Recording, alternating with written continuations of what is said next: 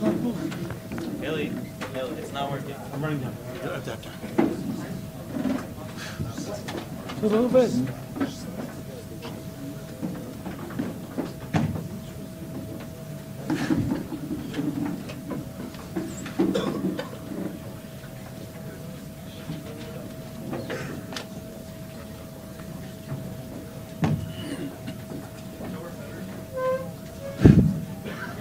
I'm a big believer in the philosophy of David Ben Gurion, Zecher Tzadik Livracha. You're Zionist only if you live in Israel. All of you, not Zionist. Very simple. You don't care about Israel.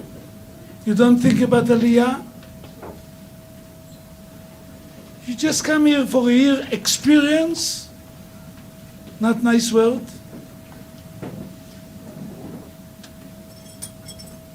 And then you go back. 8 years ago, in the summer, there are 3 Shiva Bochrim got kidnapped.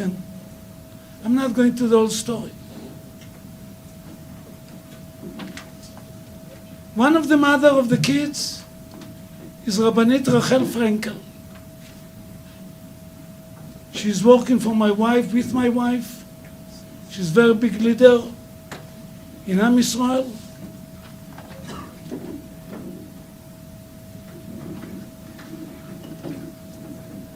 The intelligent knew right away, I don't know if she knows this, I'm telling you from my sources from the intelligent, they knew right away that they are not alive. Right away they knew. And a day before, a few days, I don't remember already, it's 8 years ago, was a big prayer by the Kotel. Everybody, religious, not religious, Haredim, not Haredim, everybody came to the Kotel together to pray for them. And somebody asked her, I never forget this, I was not in Israel, but I heard this on the radio. Somebody asked her, remember this line, it's a very important line in your future life. Somebody asked her, no, what do you think? After the prayer, was the Kotel packed like Erev Yom Kippur? Close to 100,000 people. As you think God will listen to you? To all the parents that will find the boys? She said a very deep answer. God is not working for me. It's a big honor to get her to talk in yeshiva. She's one of the most influenced lady in the world. It's not easy what she's going through, after she stays strong. Whenever you lose a son, you're not the same person. After Lester, I can talk like this also. Losing a son. If I didn't get the yeshiva, I think so I'd be in mentally institute. This would keep me alive. And what she do for education, for women's study, and v'chule, keep her alive. It's not easy.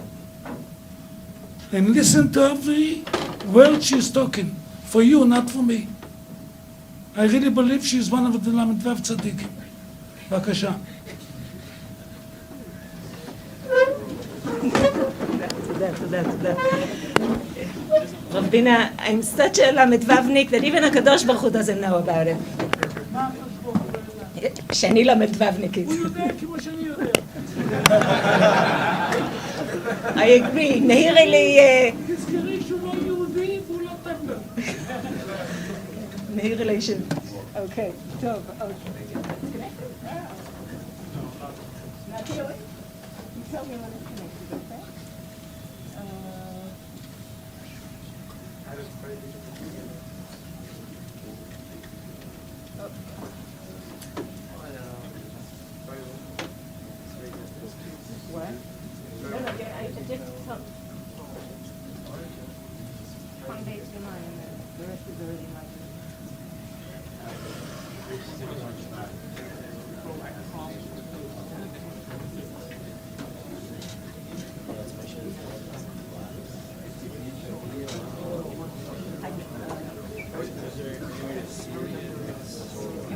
So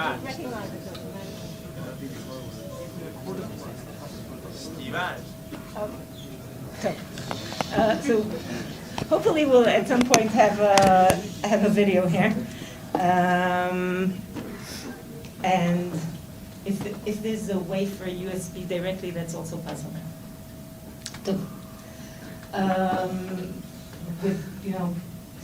With all the deserving kavod for Rav Dina, so forget it, everything. These specific things. I have the honor of, and it's more than honor, it goes very deep and it's for many, many years of working for Rabbanit Bina in the Torah Institute for Women that she built, that filled the world, literally the world, with women that are advancing within the world of Torah. So that's the immediate connection, and as Rav Dina said, during the last year, some more similarities, tragically.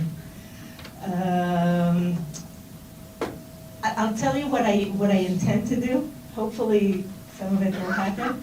And apologies first. Thank God, and thanks to my parents, I was born in Israel. Okay, my English is less than perfect. It's okay. You can realize, the Brooklyn accent is from my Bar Park cousins. Today they all moved out to, Muncie or Lakewood. Really, I'm not here to give any speeches. I'm mostly here to have a conversation. So what I would like to do is give you a short version of the story itself. Maybe if we manage, show you a couple of videos, with visions from the time. And then, B'ezrat Hashem, it's up to you. Because mostly I'd like to have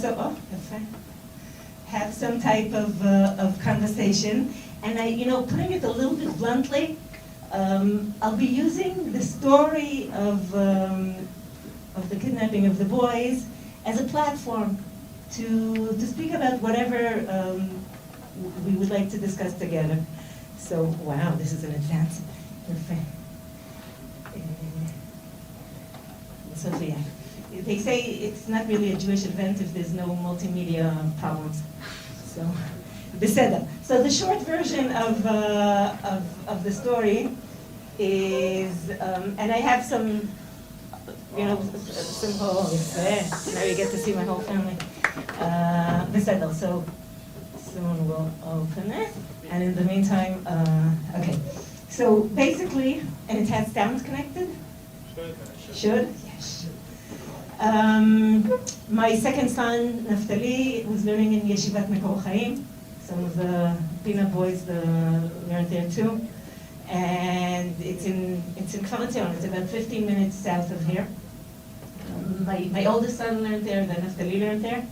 And on the last day of school of his 11th grade, he was 16 and a half years old, he was on his way home. Basically, he was really supposed to stay for the last Mishmar Thursday night.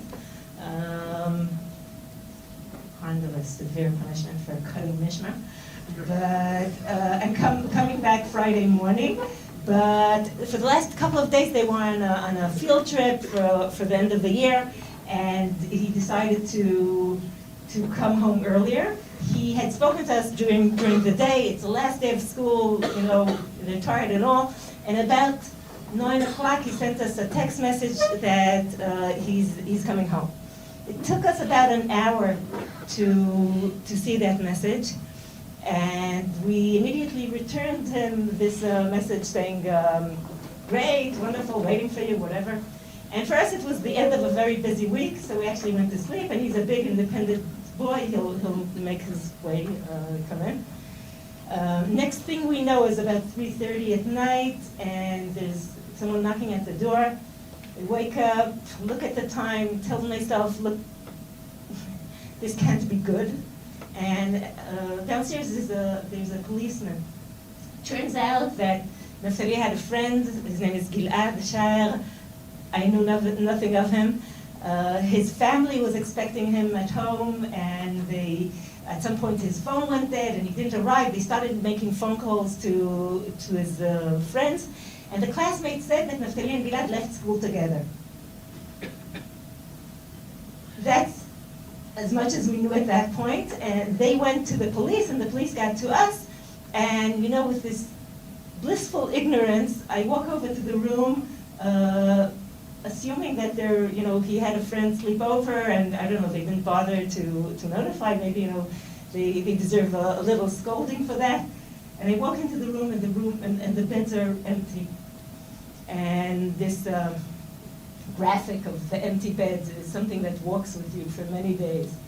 I remember at some point I spoke in the Human Rights Conference in Geneva, the UN, and one of the things that I said was, we just want them back sleeping in their beds. And I don't know, there's something so simple and physical about wanting your kid in his own bed. Within a few hours, we knew that the last location of their phones was in the Hebron area, through the cellular network. We also learned that there's another boy missing. He's 2 years older than them. Eyal was learning in Hebron, and he was in the year after high school.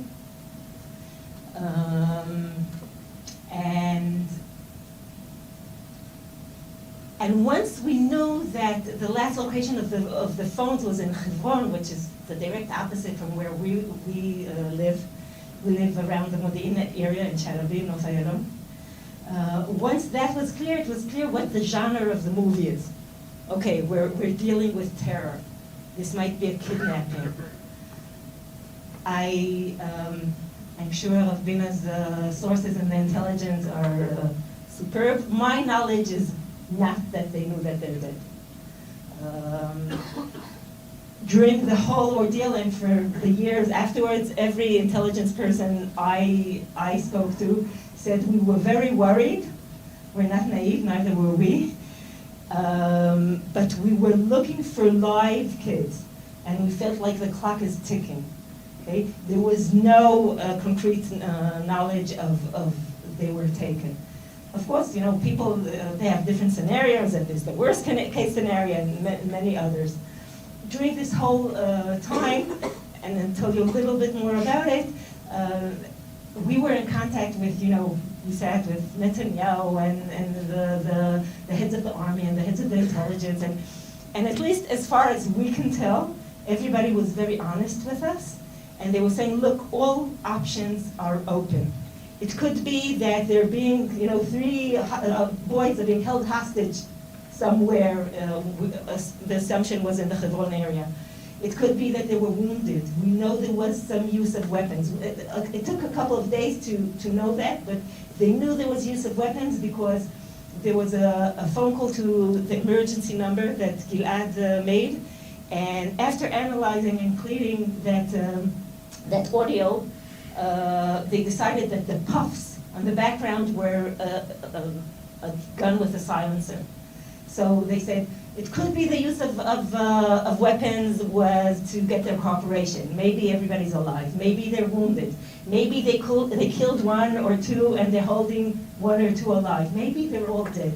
All possibilities are on the table. We're working under the work assumption that there are live boys there to be saved. And truthfully, that work assumption saved our life, because there's an attitude that in Israel is called Baal Habayit Ishtagea, okay, like the owner freaked out.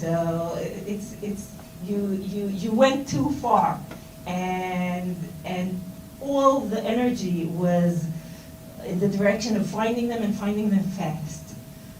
Pressuring the local population, going house to house in very dangerous areas, in hot weather, in villages that are Palestinian Authority extremely dangerous. And for 18 days, the search went on. As far as the facts go, eventually a team that was made of some military personnel and volunteer civilians with an expertise in field work they took part in the search. And I must say, it took a lot of anava, a lot of humility for these big generals to let civilians walk between their feet and let them contribute their part. It's not something that army people like. Okay, stay out of my zone, and I'm the commander, I know how to deal with this. But they were open to ideas, to initiatives, and eventually someone is like, just as they were walking out of a place and saying that it's cleared, they saw a plant misplaced, and the field person said, let's go back and check that. And they found the three of them. We then learned that they were murdered in minutes after they were offered a ride home. They were waiting in a bus stop next to Alon Shvut, and people dressed in religious garb. We know this because there are cameras all over there, with a radio program that's a typical religious program, stopped next to the bus stop and offered them a ride. And these three young, strong guys went in and were murdered within minutes. After the boys were found and thank God brought home to be buried,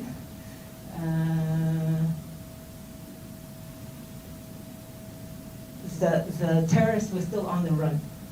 And it took about 3 more months until an Erev Rosh Hashanah, close to Me'arat HaMachpelah in Hebron, with a very real possibility that they were planning to go out with flying colors with a terror attack in Me'arat HaMachpelah in Rosh Hashanah.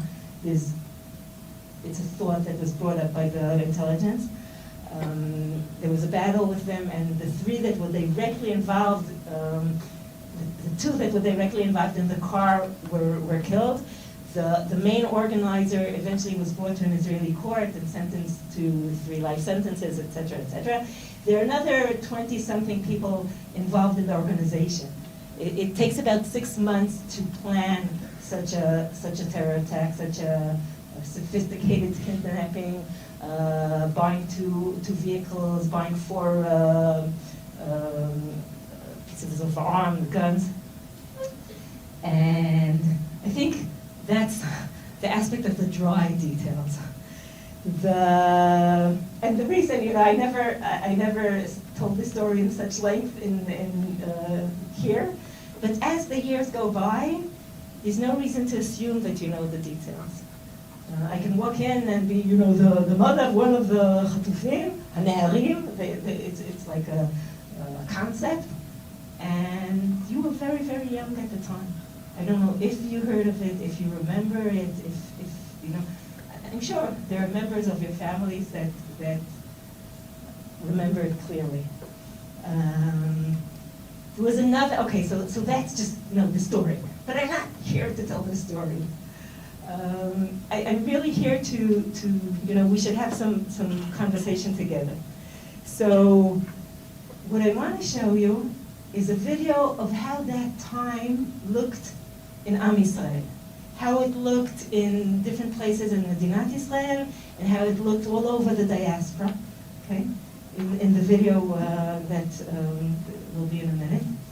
And after that, I might have a sentence or 2 more to say, but really, if there's something you want to bring up, you want to ask, you want to comment, you want to say, we'll start this more interactive conversation.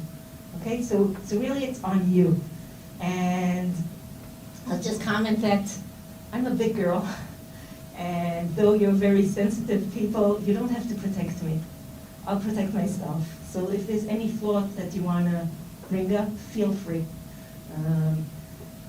Definitely as students of Ravina, you're not afraid to talk. Beseda, so hopefully this is going to work in a second. Yes! And we're going to turn off the light for a minute. It's about 7 minutes, Beseda? I'm sorry, it's translated, but you won't be able to see the captions because it's far away, but you can get the feel of it.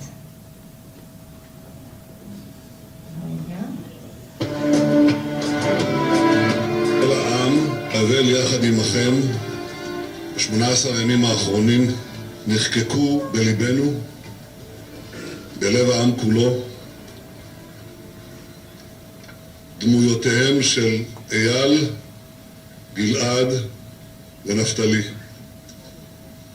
היום הזה הפך באופן ספונטני ליום אבל לאומי. העם כולו התפלל לשוב הבנים, והעם כולו ראה את אצילות הנפש, את החוסן הפנימי שלכם ההורים. הנה למדנו מכם שיעור שלא יישכח, של אמונה ונחישות, של אחדות ורגישות, של יהדות ואנושיות. עם שלם עמד יחד וקיבל תזכורת מי אנחנו, מדוע אנחנו כאן. ולא פחות מזה, אלו כוחות גדולים וצורים בהם. אז אחי, אנוכי מבקש, תגיד לי, איפה הם רואים? אז אחי, אנוכי מבקש, תגיד לי, איפה הם רואים? אז אחי, אנוכי מבקש, אז אחי, אנוכי מבקש, אז אחי, אנוכי מבקש, תגיד לי, איפה הם רואים? אני מכריז אזרחים אחרים, מרגיש שהם ילדים שלנו ורק שלכם.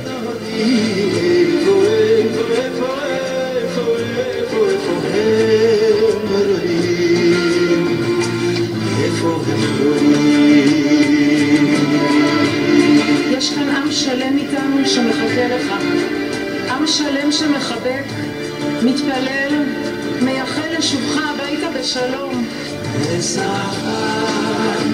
אנוכי מבקש, תגידו לי, איפה הם רואים? אנוכי מבקש, תגידו לי, איפה הם רואים? בימים האלה אנחנו מרגישים חיבוק עצום מכל עם ישראל. זה מלווה אותנו שעה-שעה, וזה מאוד מאוד מאוד מחזק אותנו. אנחנו מבקשים להמשיך בתפילות ולהמשיך בכל העשייה הטובה שמורגשת במדינה בימים האלה.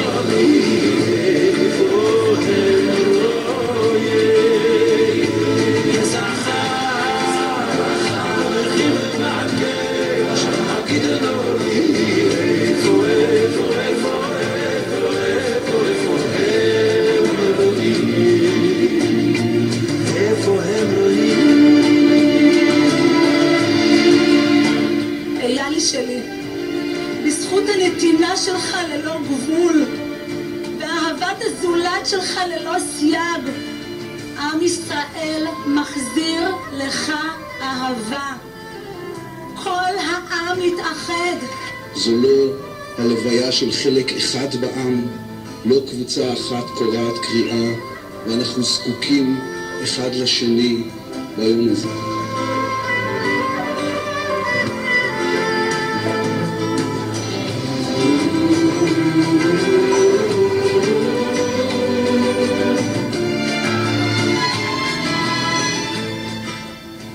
כמה ימים שיש ישראל אחרת, מאוחדת, מלוכדת, מתפללת, לוחמת.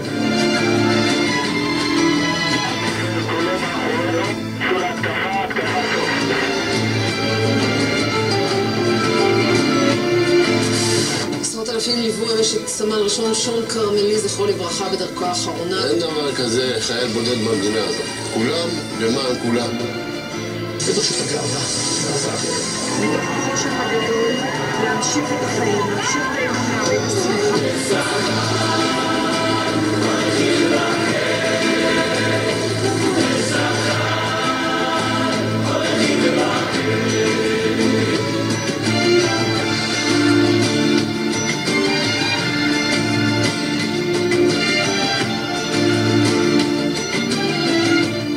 אני חוזר להמשיך את המשימה של החטיבה, להצטרף ללוחמים שעדיין עושים את העבודה.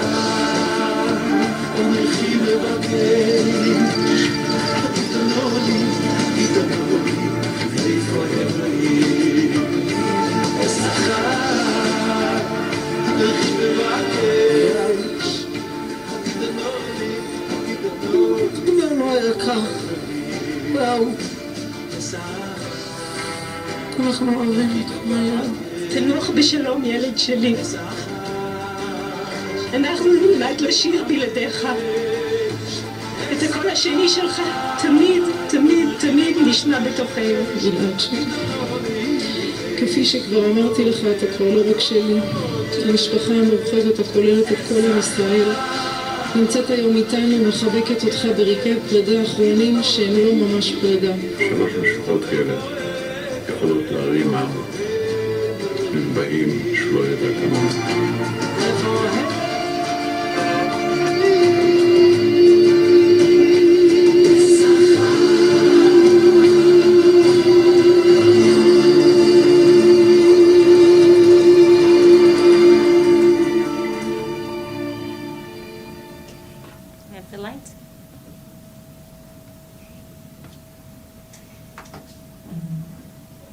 So what I did say when I said the dry fact was that obviously it's a parent's perfect nightmare. You know, you send the kid to school and doesn't come back. And everything you can imagine, and there's a lot of shit you should never imagine. It's the anxiety, it's not eating day after day after day, it's not sleeping, it's, you know, I look at pictures from this time and say, oh, 20 pounds in 1 month, that's a lot to lose. It's a nightmare, okay? And as the nightmare was going on, there were also very clear signs of something else going on. And it was as clear as the anxiety was. Within hours, we started getting, you know, first messages, then phone calls, then people coming over to our homes.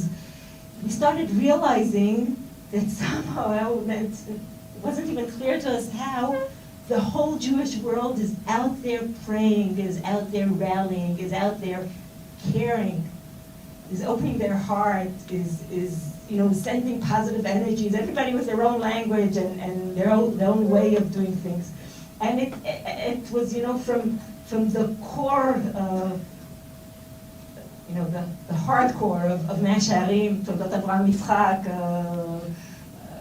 really people that on a day-to-day basis I have a lot in common with, but also a lot of differences.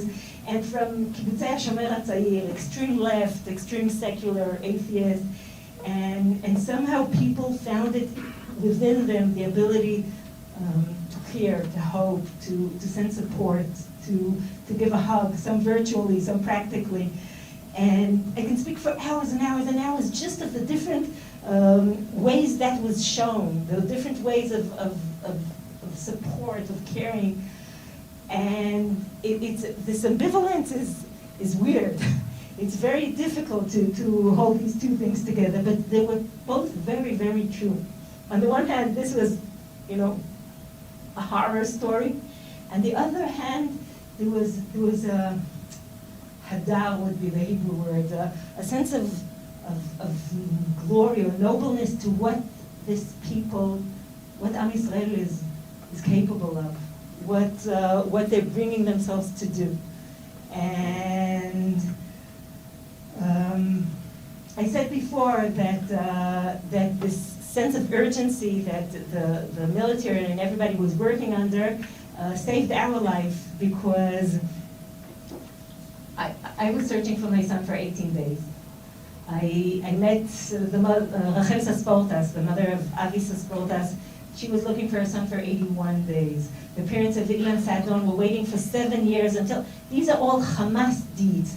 The two names I mentioned were soldiers kidnapped by Hamas. This was the first time that there was such a situation, or there were hostages, but kidnapping of younger teenagers, and our whole, the structure of our whole culture, not to mention religion, is very, very family oriented. And it was like, it's not just your boys, it's our boys. And everybody, rallied around that and around the hope that things might turn out for the best.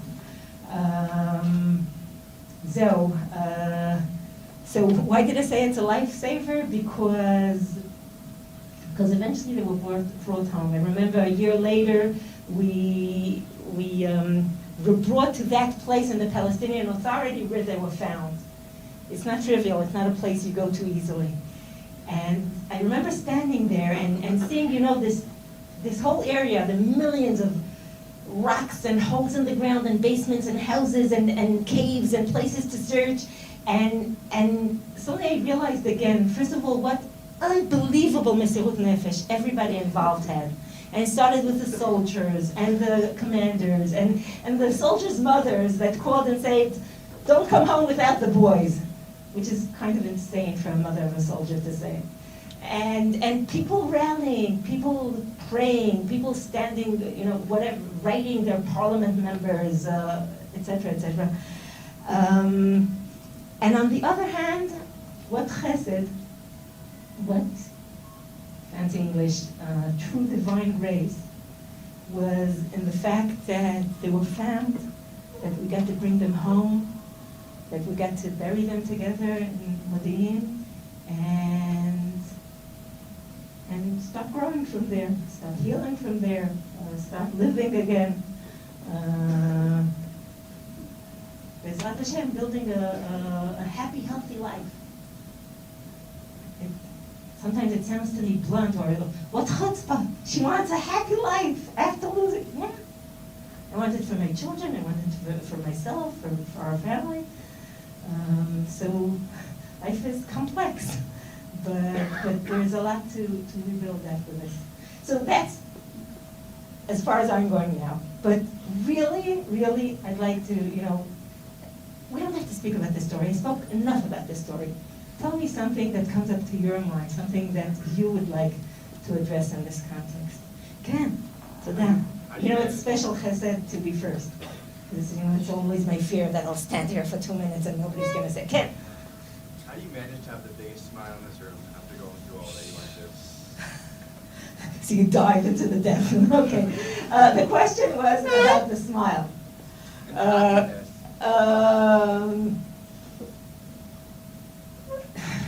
Once I was in a place where there were some, again, in rooms full of adults, there are always people that went through stuff.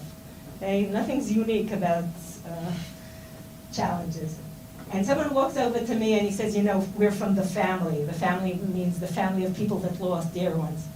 And he said, I put a smile on my face. I go to work for my kids, for my grandchildren, but you and I know it's just a mask. And I was taken aback.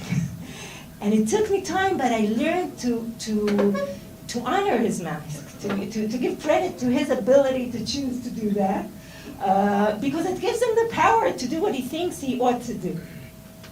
It doesn't work for me. It doesn't glue right to my face. It's not, it's not about acting a role.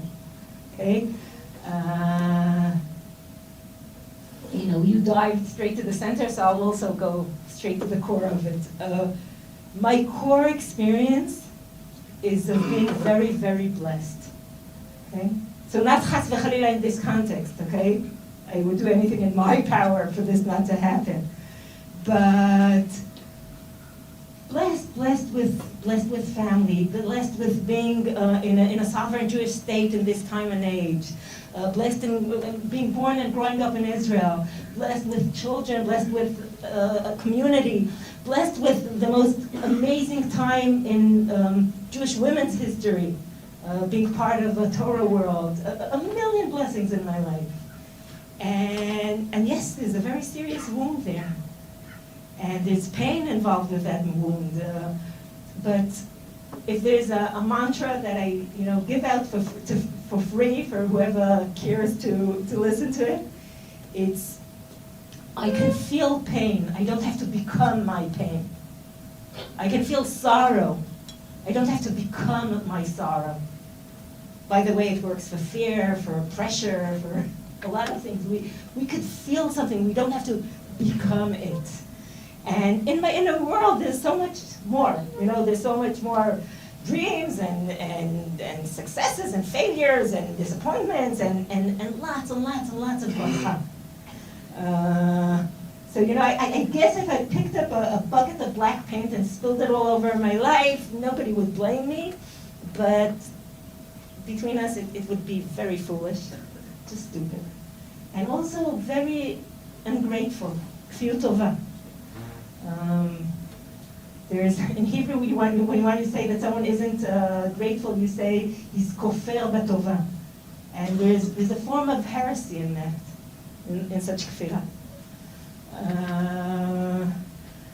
So yeah, if I would need a different metaphor for that, I would think, I don't know, in the world of photography, you can zoom on to something, like you can zoom onto your wound, to your pain, and it could easily fill up the frame, the whole frame. But you can use a wide lens, and it's right there. You're not betraying it. You're not forgetting it. You're not turning your back on it. But in the wide lens, there's so much more. There's so many colors. There's so many ways to go. So many, like there's a treasure of things to do. So yeah, I think smile or just being most of the time Baruch Hashem b'simcha is the most authentic experience for me. It started on Thursday. The first moments of privacy we had were Friday night after the meal and everybody left. And my husband and myself went into the room, and it was the first moment alone. And we said, even if God forbid, this turns out terrible, we should remember how blessed we are. And it doesn't take much, it's not a big deal. It's just remembering what you have.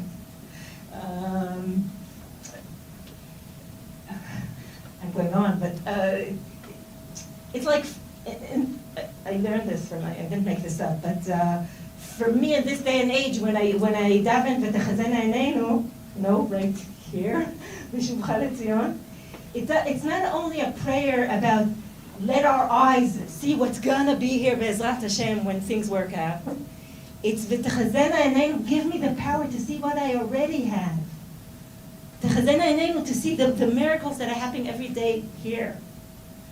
And yes, there's much more to pray for. The world isn't perfect. Life isn't perfect.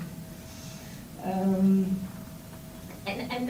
maybe another thing is, or maybe to quote Rabbi Dor Jonathan Sachs, he speaks a lot about the differences between happiness and joy.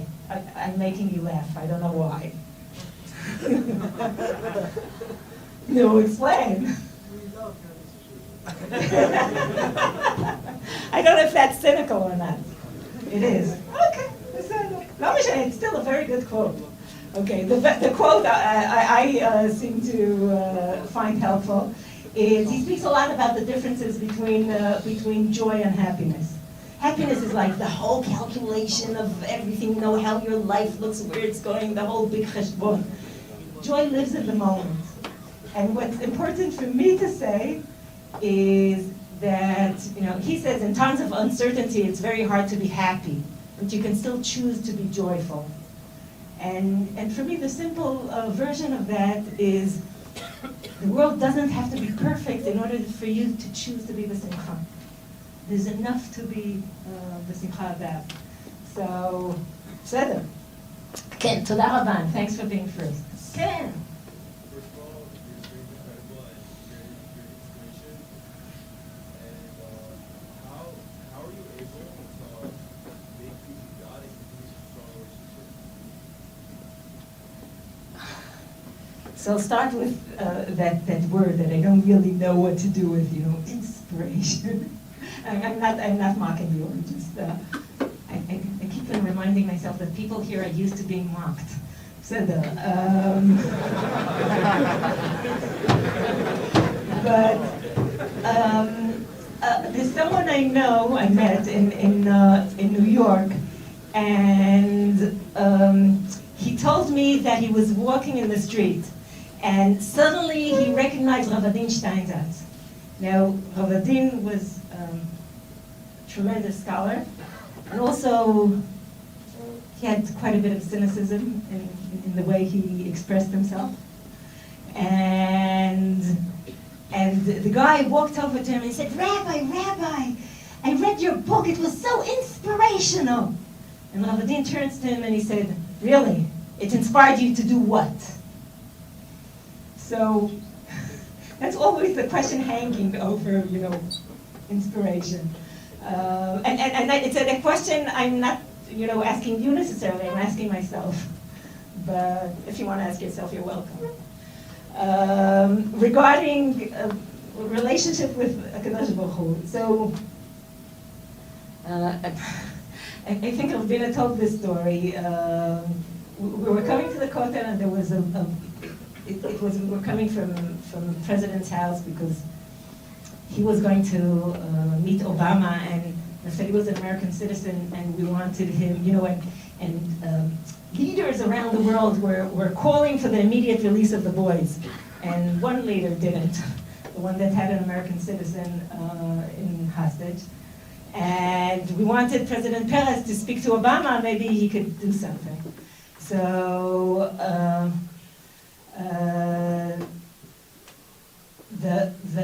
so we stopped here at the Kotel, and then a bunch of kids comes running over, and they say, oh, we're saying Tehillim, we're giving tzedakah, everything's going to be great, and whatever. And as the Rav said, I found myself saying, yes, B'ezrat Hashem, I believe, but if things go wrong, just remember, Kadosh Baruch Hu is not our employee. He's not on our payroll. He doesn't work for us. Now, for me, that was, first of all, when I said the words, if things go wrong, it was not because I was predicting things to go wrong. On the contrary, I was, you know, holding on to any little bit of hope. But I was having a growing fear that something about the way people were praying might be the concept in Masechet Brachot about how you're allowed to pray and how you're not allowed to pray, and you're supposed to have a lot of intention, but you can't pray in the way of it's called a Yun Tefillah. You can't pray in a way that supposedly you think you can bend the Kadosh Baruch Hu's metaphorical arm, you know.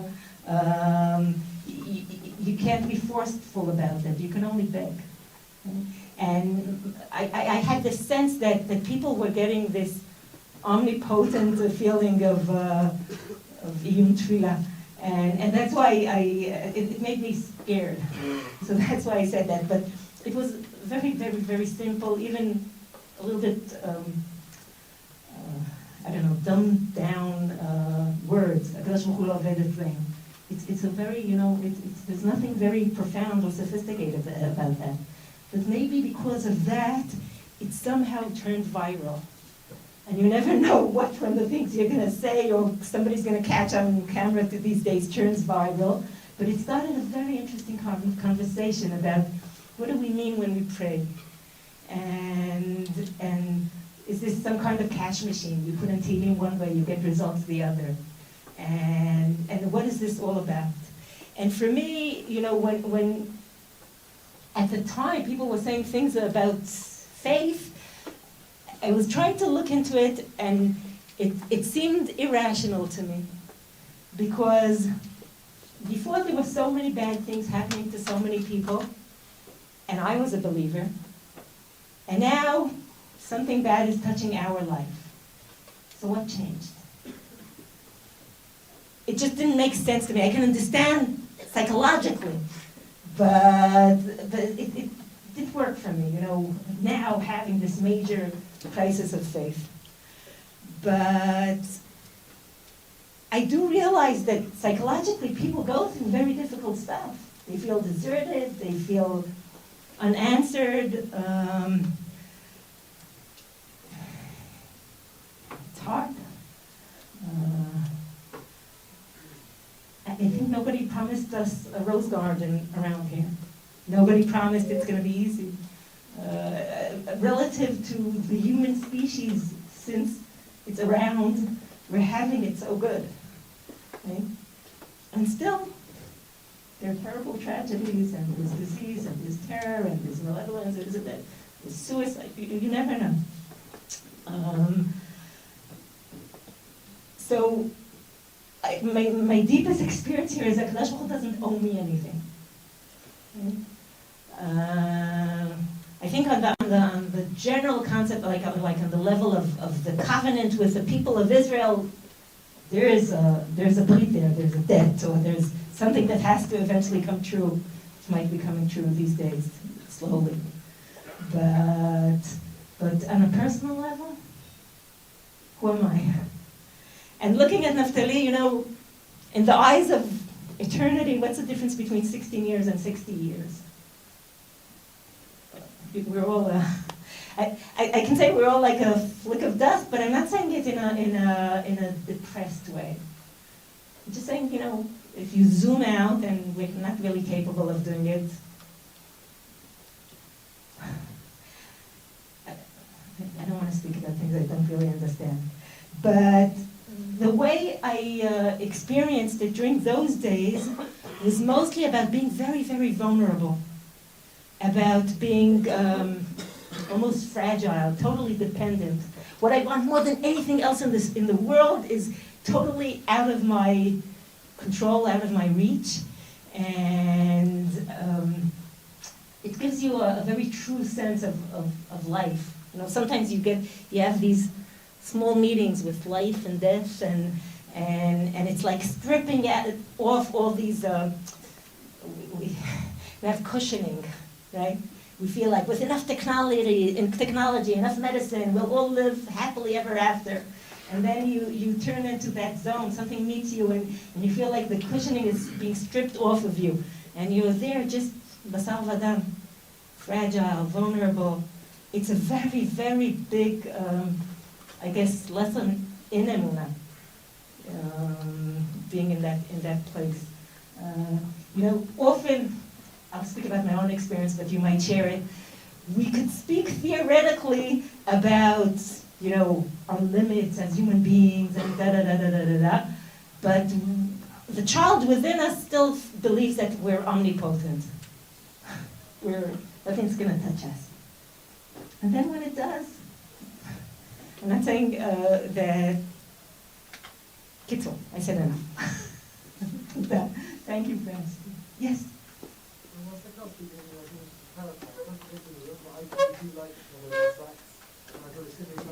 The question is, do you see some higher plan in everything, or do you trust everything?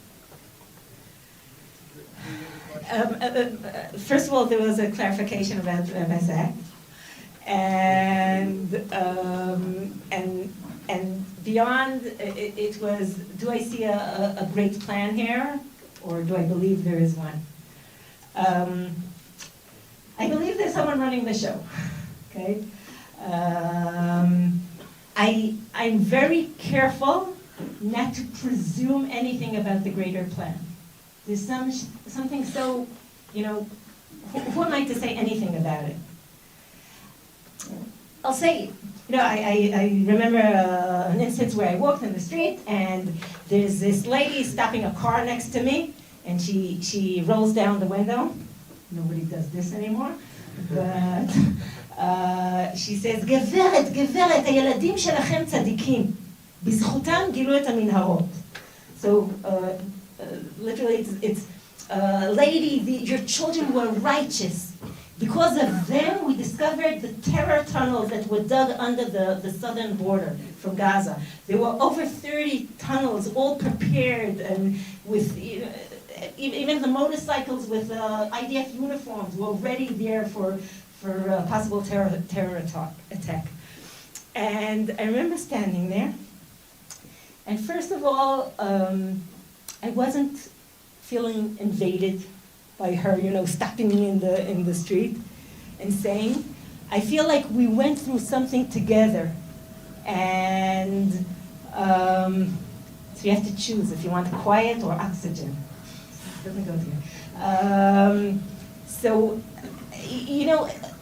we all went through something together, and it was her story almost as much as it was mine, and she can stop and she can say whatever she wants. It's okay, okay? And then it happens sometimes that someone would stop me in the street and say, you don't know me, but I know you. And really, truthfully, I if I can, I answer, but it's not so. You were with me in the worst time of my life. I do know you. You kept me sane. Anyhow, back to the lady. So first that, and then I said, what do you mean righteous? He was 16 years old. He used to fight with his sisters, kid. And also this assumption that you could say, take the ruler, look at reality and say this, that, and this, that, I connect them, okay? People sometimes say that, this tragedy or that war or that, I don't know what, happened because they know why. They all know why. Because some people are doing this, and some people aren't dressing right, and some people are opening cinemas on Shabbat, whatever it is, I don't know if you know that genre. In Israel, it shows up from time to time. People that know how HaKadosh Baruch Hu runs the world. Theologically, I would never allow myself to do that. Okay? I believe someone's running this show, HaKadosh Baruch Hu is running this show, but I would never presume to draw the lines. Not for the negative and not for the positive.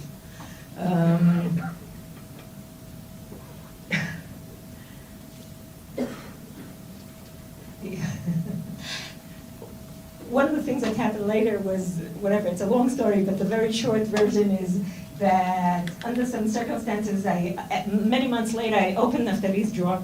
We don't have a lot of his stuff because it was the last day of school, and he packed everything, and it all burned, and his tefillin, everything. And I didn't really look too much there before, but I opened it, and I was moving things around, and suddenly I found this envelope full of money. And I turn it around, and it says, Maaser Ksafim Sheli. It's my 10% for tzedakah. And of course I started weeping. And then the phone rings, and there's a family friend on the line, and they say, I start telling them the story. I say, so I opened the drawer, and I found this envelope, and it says this, and I'm all in tears. And our friend said, you had that coming, because you said he wasn't righteous. He wasn't a tzaddik. So, in any case, yeah, I don't remember anything. The big plan, yes, whatever. I stay away from, it's just because I'm a Lavman, I really do know the plan, but I'm not going to tell you about it. אין לי מושג, you know, it's... כן, מה? Yes.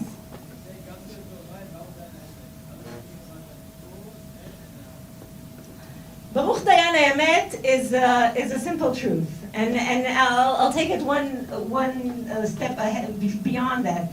I sometimes I'm very bothered in when we say Netanei Tokef, mi bekitzo, mi lo bekitzo. I say, what do you mean lo bekitzo? It's self-evident. This was his ketz, right?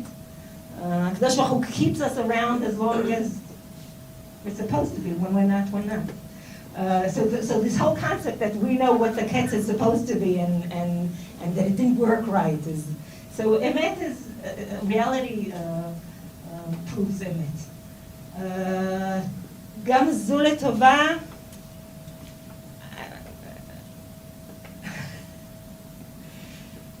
In my human experience, this is, in Hebrew slang, we would say jifa. It's terrible, it's bad, it's pure suffering. This all, I can't say it's pure, it's not pure suffering. There's so much chesed around it, mixed with it. It's wrong to say it's pure suffering, but it's bad. It's a terrible experience for so many people. I understand that maybe one is supposed to go through some talich that eventually says it's for the better. In this sense, I'm very, I identify with the writings of Rav Soloveitchik, where he says that Judaism doesn't lure suffering and doesn't lure the existence of evil and doesn't, coat it with this sweet covering of a kol tov. You just have to deal with it as it is. It's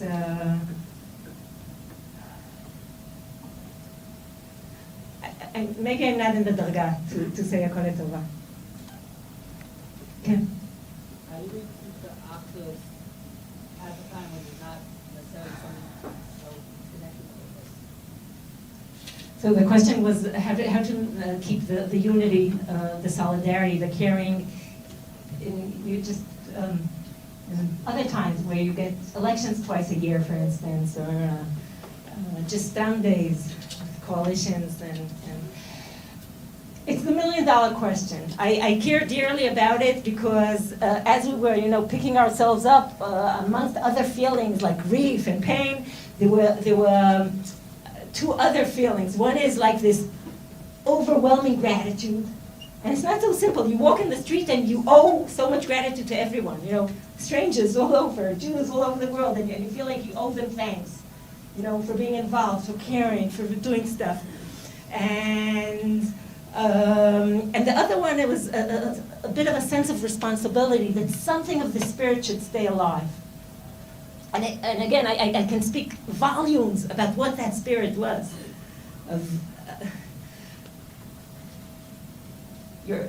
I can run away into telling nice stories about that. I'll say only one, okay? There's a community I'm actually quite close with over the years. But originally when I met them, it was because they decided to collect 1,000 mitzvot in merit of the boys. And as they were collecting it, it became 1,000 mitzvot in memory of the boys. And I remember asking them, did people lose their motivation? And the rabbi said, on the contrary. And they made this little clip where some of the people said what the mitzvah that they took upon themselves was. And it's a kind of a community where one person says, I decided to put on tefillin once a week. And another said, I decided to kasher my kitchen. And the rabbi's kid said, we're saying Tehillim. And stuff like, a person said, I decided to make peace with my sister. And then the rabbi says there, we heard on the audio, we heard the terrorist saying, put down your heads. And this is our way to keep our head up strong. And then this lady comes over to me on the side. A few months later, they showed me the video. And she says, look, I felt bad saying this on the movie, but the mitzvah I took upon myself was to date only Jews. So I found myself saying, for 16 years old, you have quite an effect on generation. You know, it's like, you never, people were unbelievable, really. Volumes could be written about that. What do we do?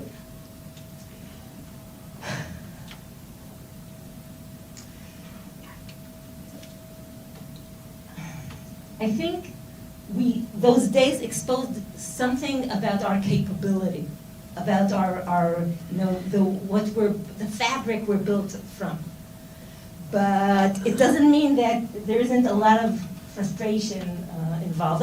I'll say one other story. There was a community, we're involved in projects like Unity Day, trying to promote unity, whatever, and there was a community, upstate New York, that decided to celebrate Unity Day by coming together all the I shouldn't say shuls, because there's a synagogue and a temple and a shul, and there was a Reconstructionist and a Reform and Conservative and 2 Orthodox communities, and they all came together to have a Shabbat meal. And it was very dramatic, because people were sitting there saying, I've been living in the same street with you for 15 years, and I never stopped to say shalom or hello, because you're from the synagogue and I'm from the shul or the shtibel.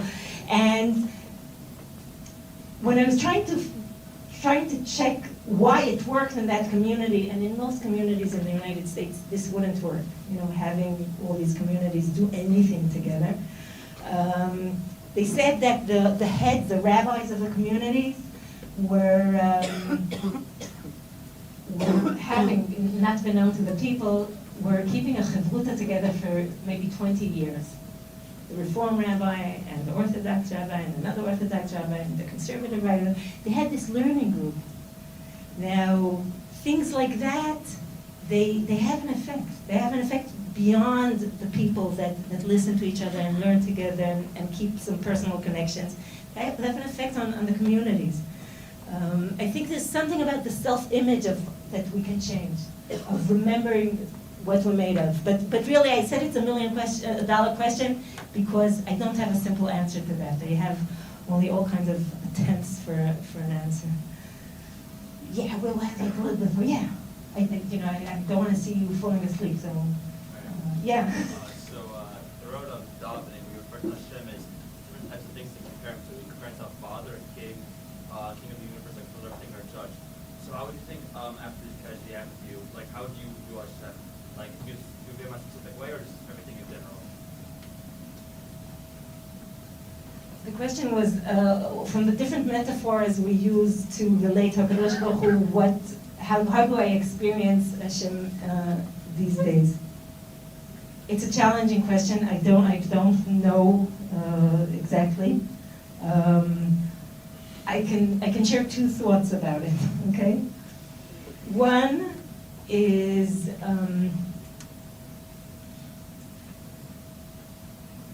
there's something about, when Rabbi Yochanan ben Zakkai says, blesses the students, that Yehi Morah Shamayim Alechem Kemorah Basar V'Dam. You should experience Hashem's presence as, the eyes of HaKadosh Baruch Hu looking at you, as a person looking at you.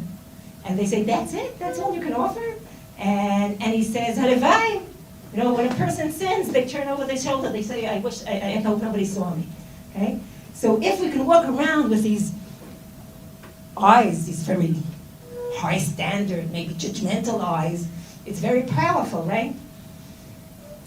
There are verses that say, Chachamim say, בדברים המסורים ללב, כתוב ויראת מאלוקיך אני השם.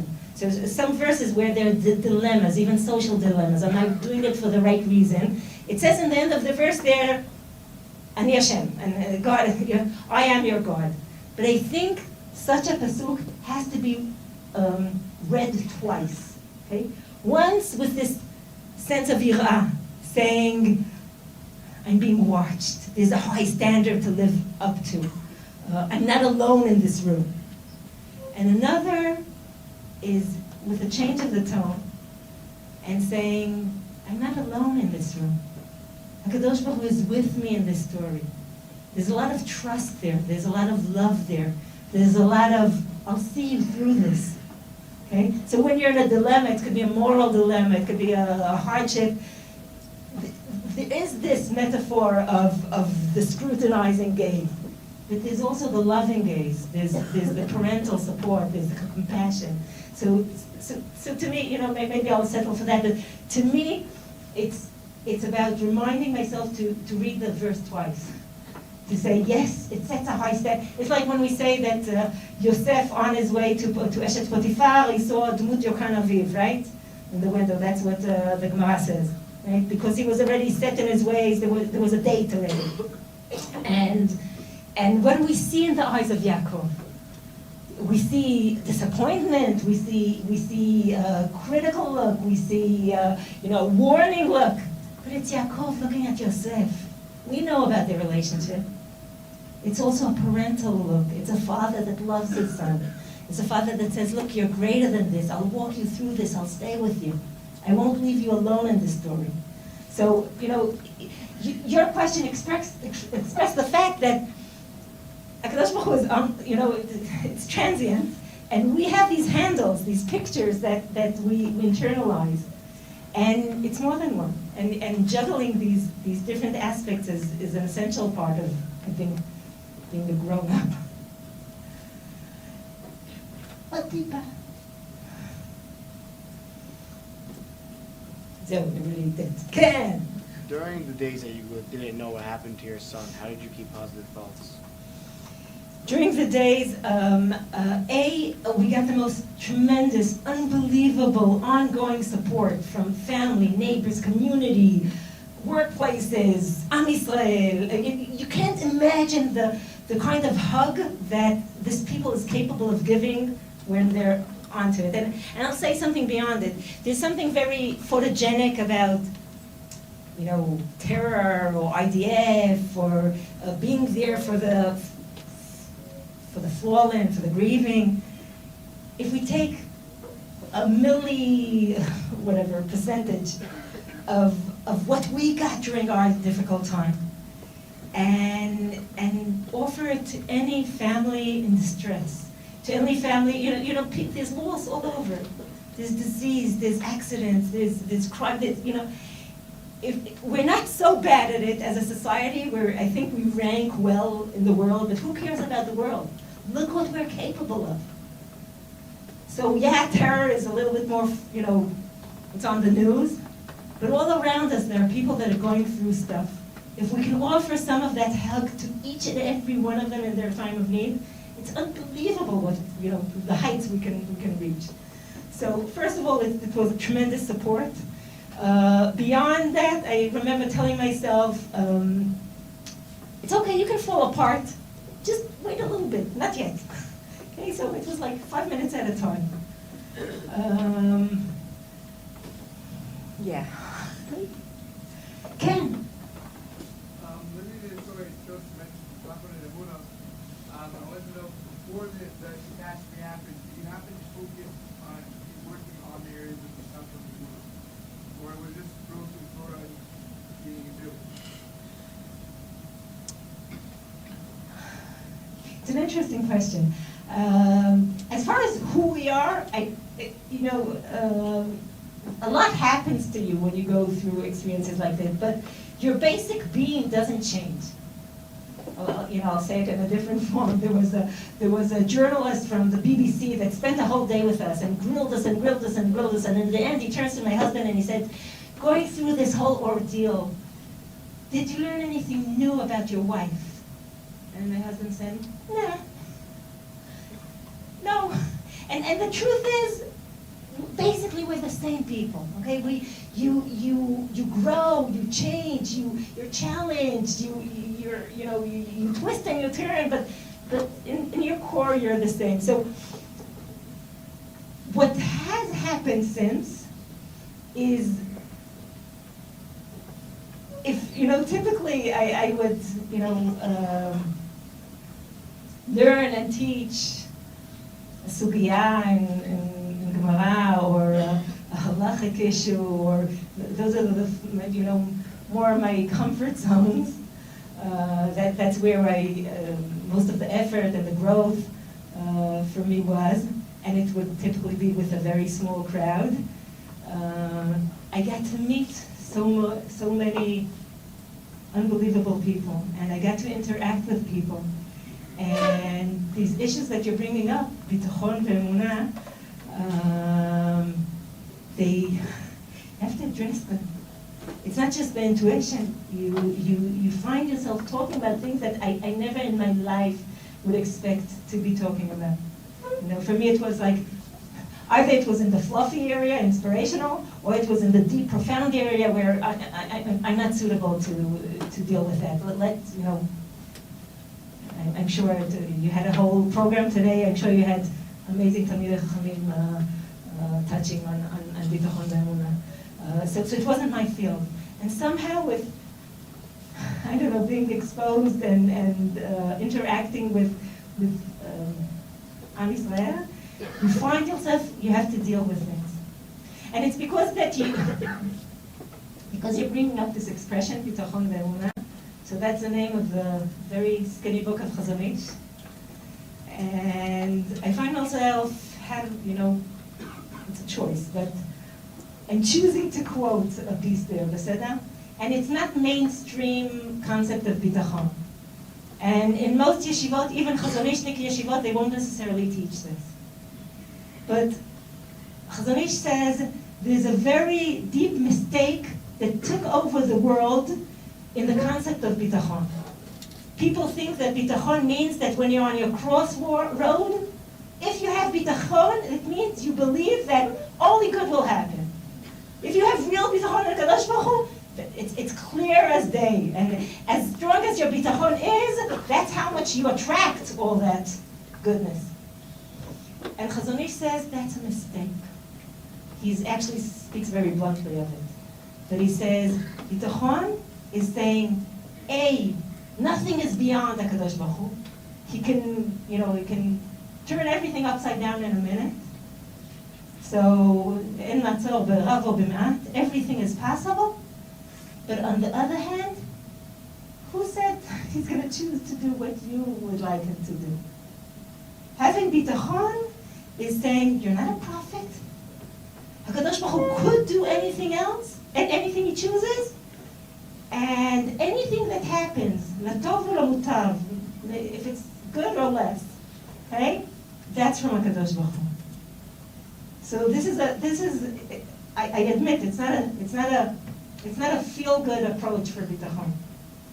But I think our life experience often stands on the side of the Chazon Ish. And I'll add one more thing. It's about HaKadosh Baruch Hu could do anything. It's about ulai, it's brought in the pasuk in Shmuel, maybe he'll choose to interfere, maybe he won't, right? And it's about our obligation, our duty, our religious duty to take action in the world, even in times of doubt. Because I'm empowered by this idea that HaKadosh Baruch Hu might be on my side. On the other hand, it's not in my pocket, who said? Right? So my responsibility is to act, is to do the right thing, okay, even in times of doubt. So, Aharon. Ken.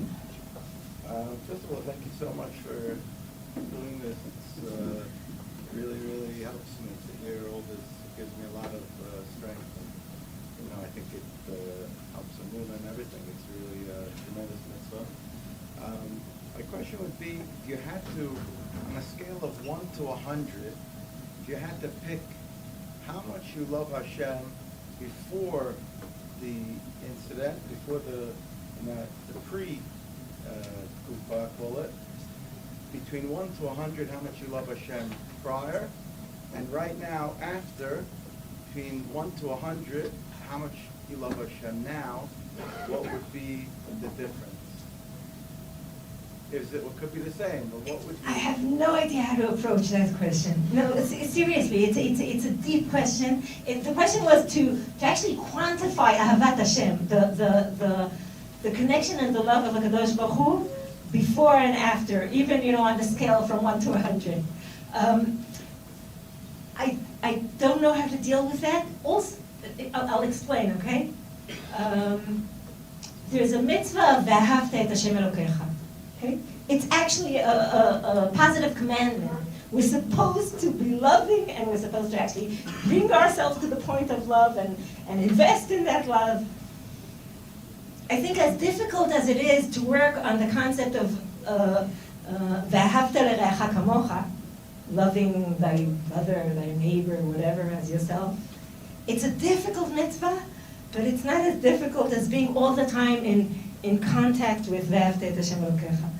Sometimes it's easier for us to translate it into loving other people and seeing the image of God through them, seeing them as creatures created by HaKadosh Baruch Hu, and maybe connecting these things. I don't know how to answer that question. I think it's a very important question, but I always come back from here with homework.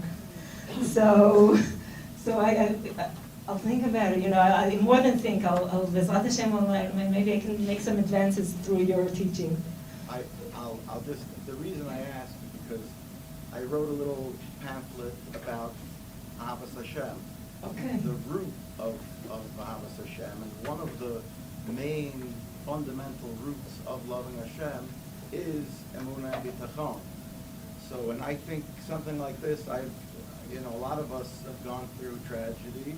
I've gone through, my fair share, and afterwards, it strengthened my Emunah and Bitachon, and I think, that it really is true that one of the things that increases the love for Hashem is this bitachon, this feeling that you could really rely on Hashem and trust Him, and he has the better cheshbon and He knows better. First of all, I'm waiting forward to read what you're writing. And I'd love to continue there, but I know that they don't hear you all the way down there.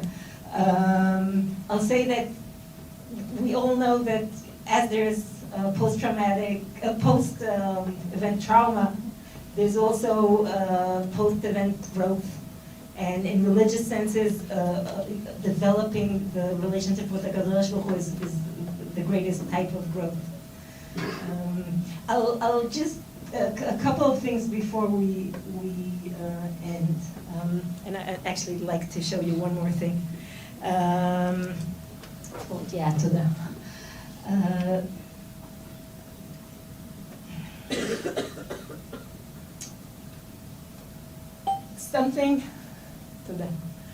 Something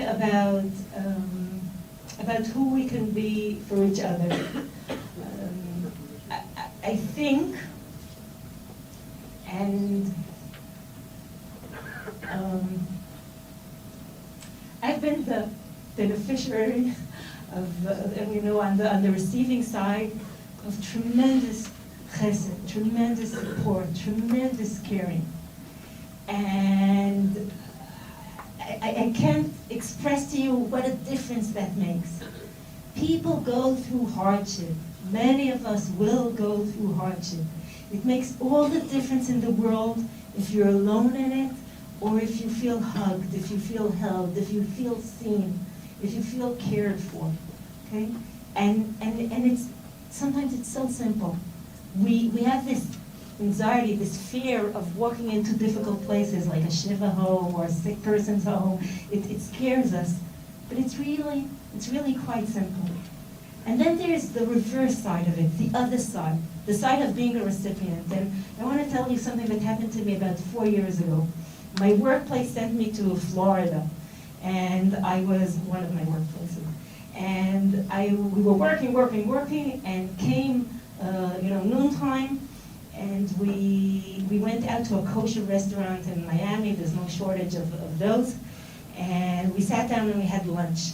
And as we finished eating, we walk over to the cashier to pay, and they say, "Oh, someone already picked up your check."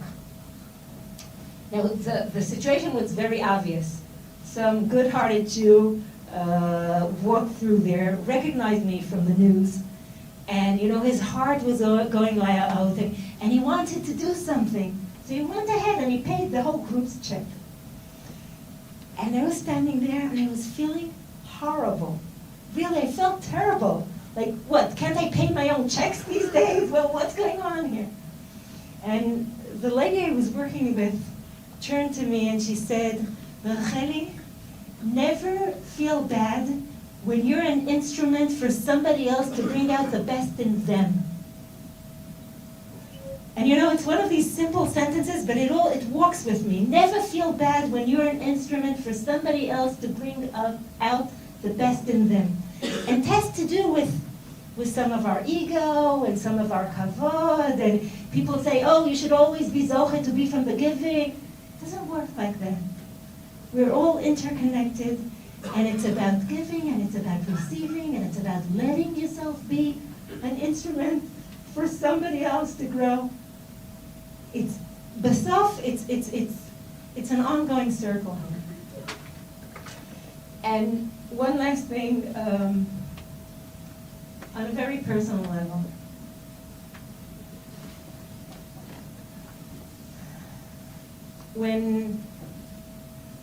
When you miss people that you loved and aren't around, you don't miss these great, graduation days, watching him under the chuppah. It's a shame that he didn't reach the graduation and he didn't see him. I see his friends under the chuppah, but not him. You miss the everyday stuff, the trivial stuff, the chatting around, the hanging around, the family scene. And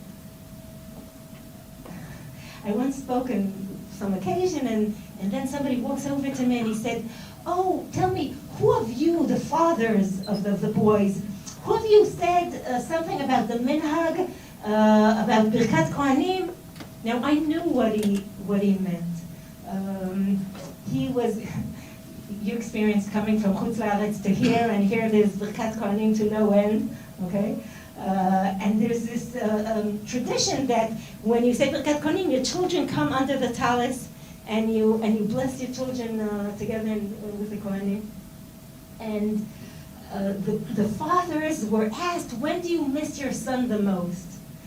And two of them answered that it was during Birkat Kohanim, because the absence is physically painful. And this guy said, give me their contact information. I want to thank them. And I understood what they were saying. They weren't talking about the tragedy. There's a lot of tragedy. They were talking about the present. He was talking about the present he was given. Because his whole life he does this thing. Okay, the kids come under the talis for Birkat Kohanim. But he never thought twice about it. And after he heard the father say, that's the thing I miss most, every time his kids come under his talis, he feels it's a moment to treasure. It's a true blessing to be able to stand here with my kids. It became a wow. And life is full of that stuff. I heard a quote by Brene Brown said when she speaks to people that lost dear ones, they often say, when we see you, she asked, what can we do for you? And they say, when we see that you respect what you have, that you appreciate what you have, we feel that you respect what we lost. Or I messed up the quote, but it says, when we feel that people don't take things for granted, that's paying respect for the lost. I said all of this because, and here, I shouldn't make mistakes. A few years ago, I was speaking here in Tibalia, and walking out, someone approached me, and they said, oh, I heard you last year too. And they said, oy vey, so you heard it all over again? I become very self-conscious when I know there are people that have heard all of this already. And he said, no, I just approached you now to tell you that for a few years I was estranged from my mother, and after last year I walked out and I called her. And this is not my zchut, okay? In Kval, it's a zchut of the boys. But it's the small things being translated into huge differences. It's an appreciation of the blessing that we have in our life. The Seder, I'll just here, just gonna work.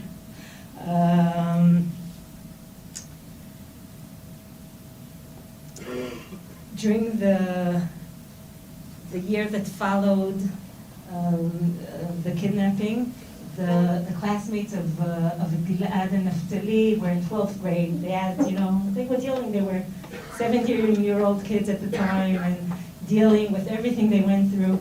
And one of the more therapeutic things they did was create this song together with a prominent singer in Israel called David Deor. And David went back and forth with the lyrics, and it was like a creation together.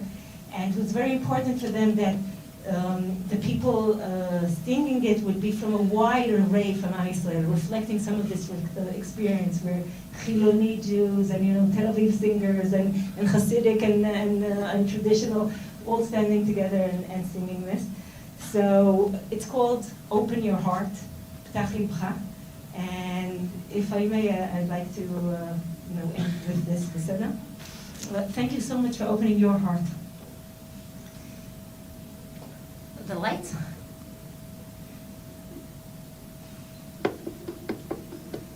פתח לבך ברחמים על בניך,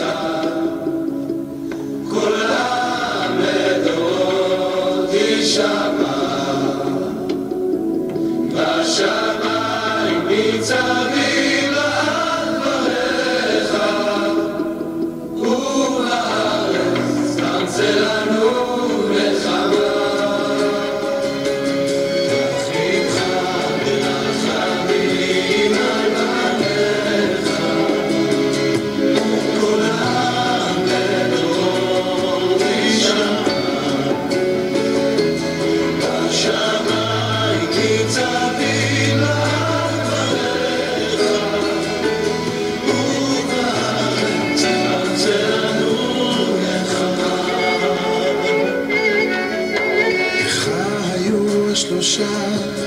לך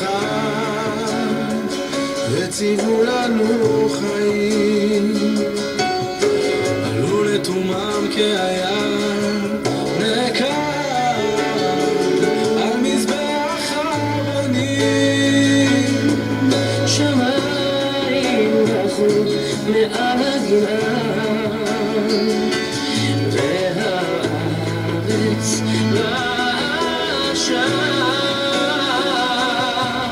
מתוך נפתולי הלב שנער, חייכו תמונה השלושה.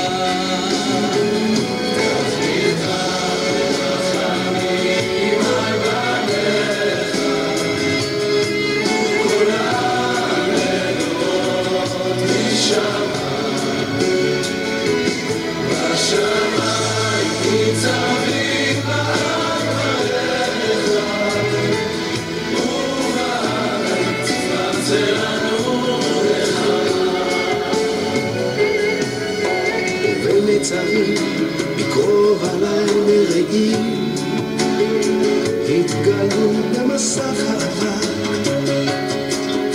שקרים שבתוך מנהרות מסתתרים מזימות שלמרו למרחק. הרוח נשבה לשנה חדשה וקרבה לבבות רחוקים, מתוך תעצמות הנפש ביקשה לא ליפול גם שלא לא מבינים.